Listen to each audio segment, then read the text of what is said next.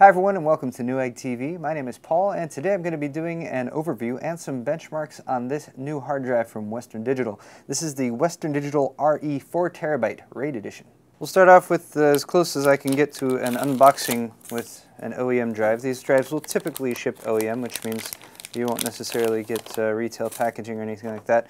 It's an enterprise drive, which means it's typically more aimed towards enterprise users, so server users if you're setting up a massive storage array. And essentially all you're going to get is the drive and some delicious forbidden silicon gel. But apart from that, let's take a closer look at the drive itself. As you can see, you get the WD logo, of course, 4TB. The specific model number for this one is WD4000FYYZ. You get a 64 megabyte cache and, of course, 4 terabytes of storage. That is by way of 8 individual platters on the drive. I'm sorry, 5 individual platters. Each platter stores 800 gigabytes of data. You get a total formatted capacity of 3.63 terabytes once you've actually installed and formatted the drive. And to give a little bit more information, let me provide a visual aid. So to give you guys a better idea of how hard drives work, if you're not already familiar with that, we have a noble little 500 gigabyte 2.5-inch Western Digital drive, which unfortunately bit the dust a while back, but it is still living on as our visual aid for how hard drives work. So you have platters in a hard drive, and this particular drive, if you can see right there, has 2 platters. Then you have a read-write head, like this one, that can move out over the surface of the platters. It's actually a little combo thing, so there's actually several layers, so it can read either side of every platter. And it will move over the surface of the drives to read data or to write data, and then it will also move into the park position like that, where it is completely off of the surface of the platters. The platters are very delicate, and that is one reason why you never ever want to move or bump a spinning hard drive while it's working, is because while these typically float just above the surface of the drive, bumps or jostles to the drive can actually cause it to potentially dig into the surface of the platter, which you really don't want to happen. That's how you typically kill hard drives. So never remove a hard drive while it's working, and I'm going to be coming back to this a few times to sort of point out different things about the RE 4TB that we have here. But let's go back to enterprise storage, as you can see right here by the yellow label. Enterprise storage, typically speaking, is going to be talking about server environments, and RE, of course, RAID edition for this drive means that you're typically going to be working with large RAID arrays. Now, in an enterprise work environment, in a server environment, you're actually going to have constant read and write activity on this drive. The drive is going to be, the servers will typically go in, read and write data, verify data, and the drive's going to get a lot of work. To that end, this drive has a 1.2 million hour MTBF, or mean time between failure, and Western Digital is also backing it with a 5-year warranty. Apart from that, since this is also a 4TB drive, if you are planning on using this at home, which some folks are if you're looking for some really high-end storage, you should bear a few things in mind. Now, currently, when you initialize a drive, you will be given an option of which way to initialize it. The method that's been in place for a while is called MBR, and that is sort of still useful, but not quite as useful for higher capacity drives. Specifically, MBR has a partition limit of 2.2 terabytes, which means if you actually initialize this drive as MBR, you will actually see it separated into a couple different storage spaces that you can then partition into actual usable hard drive partitions. What you'll want to go with is GPT, and there is where you will actually be able to format this drive as one big 4TB partition, which is typically the way you would want to format it. Of course, there's lots of different partitioning options, but one thing to bear in mind, if you are planning to use this as a boot drive, which I would not necessarily recommend, but you never know, some folks might want to do it, you will want to format it GPT, and you will also need an operating system and a motherboard that can actually boot from a GPT partition. And that being said, you will need Windows Vista or 7 or a newer operating system. There's also some older 64-bit XP and some server OSs that can also do that. But then you also need a motherboard that has a UEFI rather than a BIOS, because UEFI is a newer version, and that one will actually allow you to boot off of drive partitions that are larger than 2.2 terabytes that are actually initialized via GPT. So that said, bear that in mind if you are planning on purchasing this drive and using it in a system. Typically, and for instance, what I've used in my benchmarks is I've set this up as a secondary drive. I'm booting off of an SSD. I have this set up as storage. And then, of course, what most folks are going to be purchasing this drive for is for enterprise storage for use in probably a massive RAID array. And for that, you're going to need more of them. I have a few more of them. We're going to be following up with some more videos on this drive because we're going to be using them for some demonstrations and whatnot. But that said, let's get back to some more specs. We do have a user-friendly interface, fortunately. You have a SATA interface. So that's a SATA or Vision 3, 6 gigabit per second throughput. So you have your sort of standard power and data connectors that you would typically expect to see in a desktop hard drive or SSD. And this will be compatible with the vast majority of computers that are out there. So it makes it fairly easy to integrate into an existing system. But one thing you might notice with this particular drive is it's sort of a premium drive right now. It being enterprise storage, it being also 4 terabytes, it's definitely at a premium. And there's a few different reasons why these particular drives are worth what they are currently selling for. One of the reasons is it being an enterprise drive is it's got a bunch of technologies in place that Western Digital has integrated in order to make it more reliable, to make it more long-lasting, and to make sure that you are never ever going to lose data off of this drive. One thing, I'm going to read off actually a few different technologies WD has integrated and sort of give you a brief explanation of what each one is. First is called no-touch load ramp.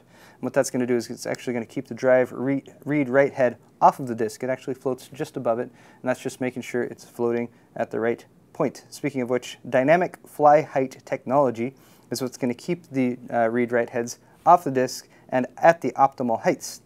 It also has a multi-axis shock sensor because, as previously mentioned, you never want to bump or jostle a mechanical hard drive while it's moving, but sometimes that is unavoidable. It does have a shock sensor to detect that, and which will immediately move the read-write head off of the platters in order to prevent any damage.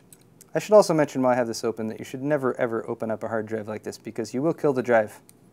Just bear that in mind. A couple more technologies built into the RE 4 terabyte. You have dual actuator technology. So the actuator is actually part of the read-write head and is properly positioning the read-write heads on the correct track, and it has 2 of them, one to ensure that it's in place, another one to verify. Yes, it is in place, it's over the right track. Over the right track, it's going to help eliminate read-write errors. Finally, you have RAFF, which is Rotary Acceleration Feed Forward. What that's going to do is it's going to detect linear rotational vibrations. And if you don't know what that is, well, let me just sort of give an example. Let's say you're in a RAID environment in a server, and you have quite a few drives which are positioned. I'm not going to open this one up quite yet, but you have quite a few drives positioned within close distance of each other. Drives, because they spin, they are going to vibrate a little bit. And if you have actual vibration bleeding over from other drives around it, well, the RAFF is going to basically accommodate for that. And again, make sure that you are getting proper reads and writes. It's going to verify everything. And essentially, all of these technologies are going to work together to make sure that, especially in a RAID environment, especially in a hotter environment, and an environment where you're actually constantly accessing the drive, that the drive is going to work for a long time, it's not going to fail, and it's going to accurately store all of your data. Next up, we're going to take a look at some benchmarks to see how this drive performs. Here's just a quick look at the system configuration. Running an Intel Core i7-3960X on an X79 platform, Sabertooth X79 motherboard. I'm running currently off of an SSD for the boot drive, but that's plugged onto an add-on controller. The WD 4 terabyte is the only drive currently connected to the Intel C600 series chipset AHCI controller. We're currently set in AHCI modes that will enable some of the more advanced functions of the drive, such as native command queuing, and we have the drive all formatted, set up, and good to go. So first off, let's take a look at Crystal Diskmark, which is simply a hard drive or SSD benchmarking utility, and this will give us our sustained sequential read and write speed. So as we can see, it's coming up right in the 170 megabytes per second for both sequential reads and sequential writes. We can also see our 512K tests, as well as our 4K tests there, as well as our 4K QDepth 32 tests. Now these lower tests here are generally more suited towards high-performance SSDs, but as we can see, the WD RE 4 terabyte can handle them, of course, just as well. Next up, we're going to jump to our Atto benchmarks, and we'll show the QDepth 4.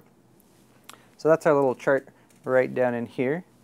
And this is going to test a bunch of different transfer sizes, so depending on the size of the transferring kilobytes, everything from a half kilobyte all the way up to 8,192 kilobytes.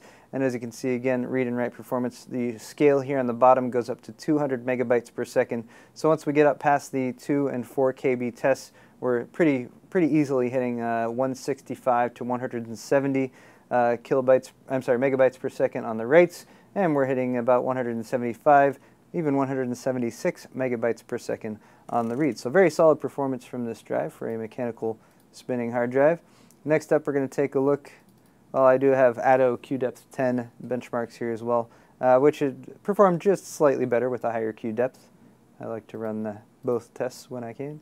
Next up we have ASSSD, which is an SSD benchmark. This is designed for SSDs, and I will warn you guys, if you're going to run ASSSD on a mechanical hard drive, it takes quite a while. But this can show us our access times of 12.5 milliseconds, 1.69 milliseconds, and again, similar benchmark results to the Crystal Disk Mark test. We're hitting right up in the 160 megabytes per second range.